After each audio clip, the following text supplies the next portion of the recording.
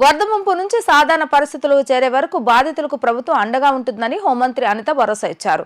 నగరంలోని అయోధ్య నగరంలోని ముంపు ప్రాంతాల్లో హోంమంత్రి పర్యటించారు. ట్రాక్టర్పై ప్రయాణం చేస్తూ బాధితులకు ఆహార పొట్లాలు, నీరు పంపిణీ చేశారు. నీరు అధికంగా ఉన్న ప్రాంతాలను గుర్తించి డ్రోన్లు, హెలికాప్టర్ల ద్వారా ఆహారం అందజేస్తున్నట్లుగా తెలిపారు. వైసీపీ అధినేత జగన్ అసత్యాలు ప్రచారం చేస్తున్నారని ఆగ్రహాన్ని వ్యక్తం చేశారు. వర్షాభావ స్థితిగతుల నుంచి సాధారణ పరిస్థితులకు చేరే వరకు ప్రభుత్వం వరద బాధిత కుటుంబాలకు అండగా ఉంటుందన్న హోంమంత్రి వంగల్పూడి అనితతో మా ప్రతినిధి లిఖిత ఫేస్ టు ఫేస్.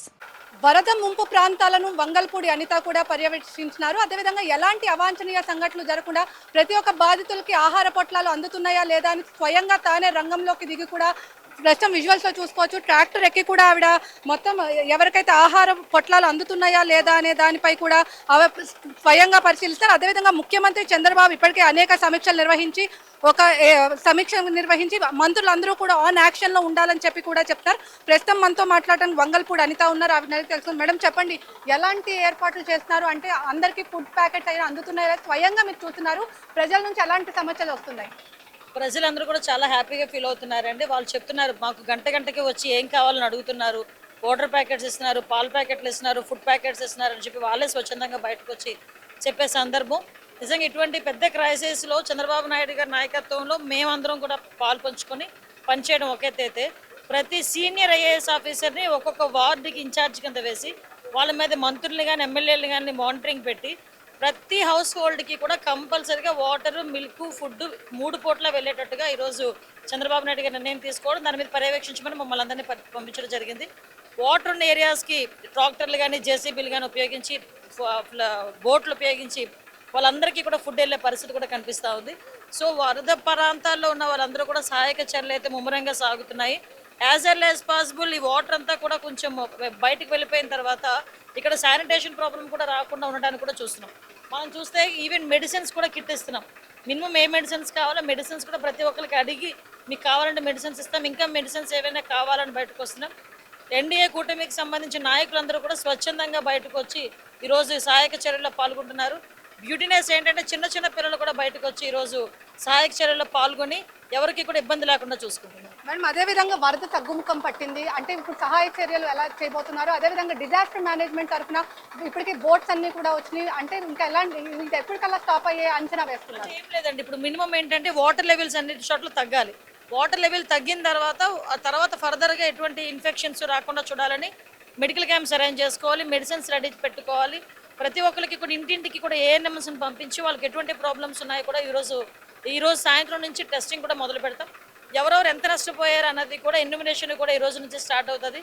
నష్టపోయిన ప్రతి కుటుంబానికి కూడా గవర్నమెంట్ తరపు నుంచి, డిజాస్టర్ మేనేజ్మెంట్ తరపు నుంచి ఈరోజు మనకి అందరికీ కూడా రిలీఫ్ కూడా అందుతుంది. మేడం, ఇప్పటికే ముఖ్యమంత్రి చంద్రబాబు లాస్ట్ అంటే వచ్చిన చివరి మనిషికి వరకు సాయం అందించే వరకు కూడా తాను ఇక్కడ నుంచి కదలని కూడా చెప్తారు.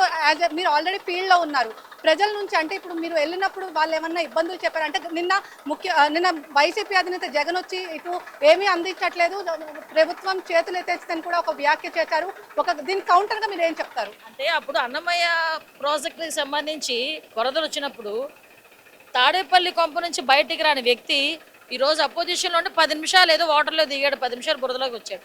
అరే నువ్వు ఎలా కాదు, రా ఒకసారి బయటికి రా, ఒక రోజంతా తిరుగు, ప్రజల దగ్గరకు వచ్చి అడిగితే సహాయం. ఆయన కనీసం వచ్చి ఏమీ ఇవ్వలేదు, కానీ బురద మాత్రం జల్లారు ప్రభుత్వం మీద. కానీ ముఖ్యమంత్రి చంద్రబాబు ఏమీ చేయట్లేదు, జస్ట్ షో చేస్తున్నారని చెప్పి కూడా చెప్తున్నారు. అలాంటి వాళ్ళ మాటలు మేము అసలు పట్టించుకోవాల్సిన అవసరమే లేదు. ఎందుకంటే పని చేసేవాడో నిబద్ధత ఉన్నవాడో మాట్లాడాడంటే వాటి మేము క్రైటీరియా తీసుకోవాలి. ఇప్పుడు చూడండి, ఇక్కడికి వచ్చి ఇక్కడ మా చౌదరి గారు ఇక్కడ పనిచేస్తున్నారు, ఇలాంటి వాళ్ళు ఎవరైనా మాట్లాడితే, ఇక్కడ మా అబ్బాయి ఉన్నాడు, శేషు ఉన్నాడు, ఇలాంటి వాళ్ళు మాట్లాడితే మేము క్రైటీరియా తీసుకోవాలి. ఎక్కడో వరదలు వస్తే ఏరియల్ సర్వే చేసిన సీఎం జగన్మోహన్ రెడ్డి, మాజీ సీఎం జగన్మోహన్ రెడ్డి ఈరోజు పరిస్థితి వరదల గురించి మాట్లాడే హక్కు ఉందా? అసలు అలాంటి వాడు మాట్లాడిన మాటలు మేము పట్టించుకోవాల్సిన అవసరం లేదు. మేము పట్టించుకోము, మా సహాయక చర్యలు మేము చేసుకుంటాం. ప్రజలు ఉన్నారు మా వెంట, ప్రజలకు మా మీద నమ్మకం ఉంది, చంద్రబాబు నాయుడు గారి మీద నమ్మకం ఉంది. మా వర్క్స్లో మేము ఉంటున్నాం.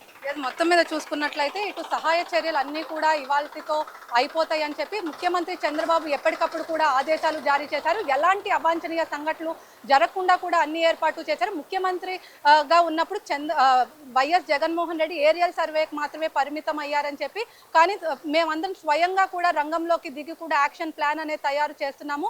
ప్రతి ఒక్క ఇంటికి కూడా సహాయ కిట్ కూడా ఏర్పాటు చేసాం, ఫుడ్ ప్యాకెట్స్, అదేవిధంగా స్వయంగా ప్రస్తుతం మనం చూసుకోవచ్చు ఇక్కడ బోట్స్ కూడా ఏర్పాటు చేసి బోట్స్ అన్నీ కూడా ఇక్కడ వెలుపుల బోట్స్ అన్నీ కూడా ఉన్నాయి. బోట్స్ తీసుకొని ఎవరైతే సురక్షిత ప్రాంతాల్లో లేరో వాళ్ళందరినీ కూడా ఒడ్డుకు చేర్చి ప్రయత్నాలు అయితే చేస్తున్నారు. మొత్తం మీద చూసుకున్నట్లయితే ఇటు ముఖ్యమంత్రి చంద్రబాబు ఇప్పటికే ఒక ప్రెస్ మీట్ చెప్పి ఖచ్చితంగా ఎవరైతే చివరి బాధితుడు ఉన్నాడో వాళ్ళందరికీ కూడా ఖచ్చితంగా భోజనం ప్యాకెట్ వచ్చే వరకు కూడా తాను కలెక్టరేట్ నుంచి, ఎన్టీఆర్ జిల్లా కలెక్టరేట్ నుంచి కథలను మొత్తం జిల్లా యంత్రాంగం అందరినీ కూడా అప్రమత్తం చేస్తామని చెప్పి కూడా చెప్పినారు. మంత్రులు ఎవరైతే హోంమంత్రి అనిత ఉన్నారో అటు ఇప్పటికే మంత్రి నారా లోకేష్ ఎప్పటికప్పుడు ఎలాంటి ఇబ్బందులు లేకుండా కూడా సహాయ చర్యలు కూడా చేస్తున్నారు.